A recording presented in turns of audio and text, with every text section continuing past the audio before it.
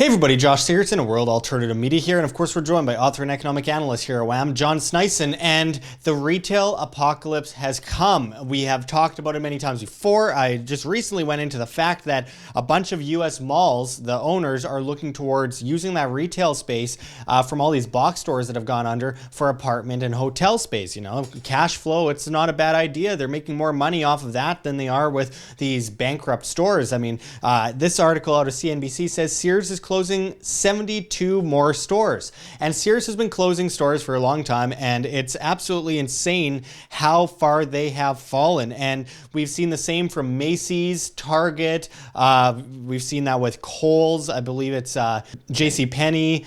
Best Buy. Yeah, there's so many stores that are going down, and a big part of it, Toys R Us, I almost forgot, that was a big one. But it just signifies that, you know, there's this massive move to the government monopoly that we know as Amazon, which is now trying to, you know, get keys for your house so they could go into your house and drop off packages. They got the drones years ago. Yeah, your car. Really creepy stuff. But they have gotten massive amounts of subsidies from the government, and they've been favored by the government, as in, you know, these smaller businesses are pushed out of the market via taxation and regulation.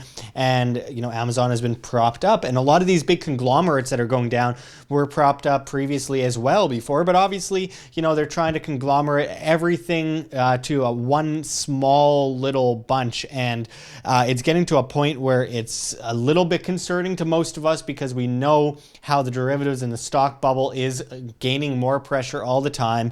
You know, people say, well, the economy looks great, the stock market looks great. Well, it does at you know, at face value, but when you actually look at the logistics of it, we are looking at one of the biggest bubbles I think we've ever seen in history.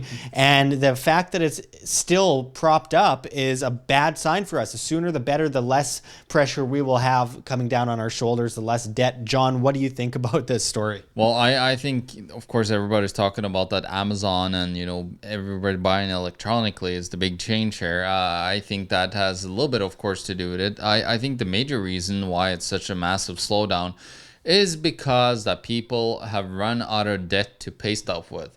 You know, they didn't have that money that they go and buy in these retail stores. Most people, you know, buy it off in using credit card, and that is a huge problem. You see that with so many places around. Like, I just go and look at people in stores. I you know, just look at what card they pay with when they go up and pay, and usually it's a Visa card or MasterCard. It's like in Europe, it could have been a debit card, but mostly here it's just a credit card that people are paying with. I see not that many debit cards that are used by different people that are going and paying for stuff in stores. So it's pretty interesting to see that, you know, just by doing a little bit of research, you know, spying on people, you can call it. But I just like to, you know, take a look at what's going on the, you know, on the bottom level, because no economist would ever like go in a store and care about looking at like what people are using for payment. They just go and look at some stats that they might have been sent by a bank, you know, 2-3 years after the apocalypse have hit.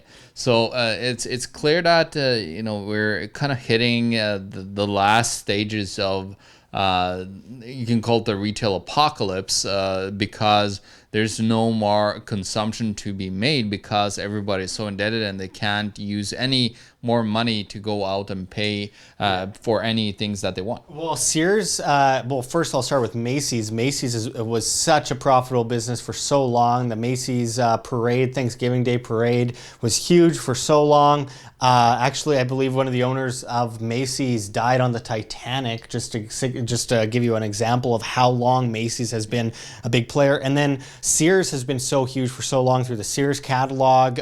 You know, everyone expected that Sears catalog every year before Christmas. And looking at these 72 stores that have been shut down, they've also identified 100 unprofitable locations in total that it plans to close down over time. That basically, they're just saying, we're just liquidating. We're done. We are closing our doors because we can't compete anymore. Yeah, well, here in Canada, they closed most of their stores already, and here in Winnipeg, there's no Sears stores left, as far as I know. Yeah, I think there's like one, but I Yeah, doubt that it'll be. like I'm trying to think if there are any that I've seen, but I think most of them are actually shut down now. And there used to be everywhere, Sears and Zellers as well, and Kmart is gone. Here in Canada. I forgot Yeah, about that. yeah, absolutely. So, John, I wanted to ask you, what led to this? How did this all come to be? Like, what caused this domino effect to really start? Well, the domino effect is, of course, maybe like 10 to 20% was, the electronic payments. People go online and pay, which had a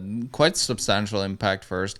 But then now it's just turned into an economic impact where people have, indebted themselves, as I said, so much that they can't afford to buy anything anymore. They just got to pay down their debt. They're basically complete slaves to the banksters out there that have indebted them because they thought it was easy to just go out and use credit cards. Credit cards are insane. 20% of an interest on your money. It's a complete financial apartheid and a rape of the poor and middle class. Yeah. That's what a credit card is. And of course, these banks have been waiting for this long. They just continue to borrow money out to everybody, and of course, debt has become a problem everywhere, and you see that especially with all these retail giants. They've racked up a lot of debt, and now it's been so saturated. So now everybody that used or in the retail sector are so indebted that there's nobody else to borrow to. And usually what happens in that sector is that a lot of them will collapse, and then you would just have a couple of few that maybe were managed a little bit better. Yeah, people are too poor to be going to all these stores and buying a whole bunch of... by the government. Yeah. People are too poor to be going to all these places and spending a whole bunch of money these days. We saw that with Toys R Us. Who's got money these days to pay, $100 for a cheap piece of plastic at Toys R Us? It just doesn't happen anymore. You got video games that are free on, tablets and all that kind of stuff. You got the convenience and ease of use to be able to order things online. You never have to get off your fat, what. And then at the same time, we've seen the destruction of the middle class over the past 45, 50 years, especially, where, these people go from, I think they showed the middle class back in the 1950s, big, nice, beautiful houses. Middle class today, tiny little shacks, because, they don't really exist anymore. People are getting poorer. Even the rich are getting poorer in a lot of ways, except for the top echelon of the rich. Yeah, well, what do you got to remember? Those shacks are worth the same amount as the big houses back in the day. Yeah, it's just been an epic bubble because of not just inflation, because it was supply and demand. So much debt was so cheap that everybody was getting into this. I just want to make a point here. Like, this have not just happened just right now, this debt accumulation and the problem. This happened all the way back to China in 1024. They started to issue credit at the time, and then you had like a economic miracle that got created because everybody just suddenly had money and felt rich. Paper IOU notes. Yeah, but then over time, suddenly there was so many notes in circulation that everybody's like, well, this is not good, and people are in debt, and then just collapses in on itself. And it's just you can call it a credit cycle that happens. People massively indebt themselves because, and now it's of course run by central banks, which manipulates interest rates up and down. So there's no free market anymore that can make a change in the interest rate that they borrow. But there's people talk about usury and how bad that is. I say usury is bad if you create money out of thin air. That's especially terrible and bad. And then, of course, if the government has a fiat system, I don't think it's bad in per se to actually borrow money to, let's say that, oh, Josh needs some money, I'm going to borrow it to him, but I'm going to ask him, since I'm using my money to give to you, and I would love if you could pay me maybe a buck or something more on that $10 that I borrowed you back, like over a year period or whatever. But private contract. Yeah, private contract between two people. But then, of course, these banksters and the government are running the show like a cartel and printing money out of thin air, and they don't even have anything to back it up. So it's just a massive scam. And that's what we're looking at now. The scam is coming to an end. Yeah, there's no scarcity, no value left anymore, and people have become debt slaves. And if they shove you down that bottomless pit of debt, you're forced to ask for a ladder up from the government and the banking system, which puts you into perfect servitude to them, right where they want you, which is why, folks, don't overspend, don't get into debt, don't go crazy, and don't expect that, everything's going to be all right in the long run and when you depend on the bankers and the government, because they depend on your dependence and they want to see you on your knees, apathetic as a slave. So with these issues coming to Sears and all these other businesses, I feel like it's also this push towards the government slowly taking over corporations, as in fascism, and then slowly becoming the corporation, aka communism.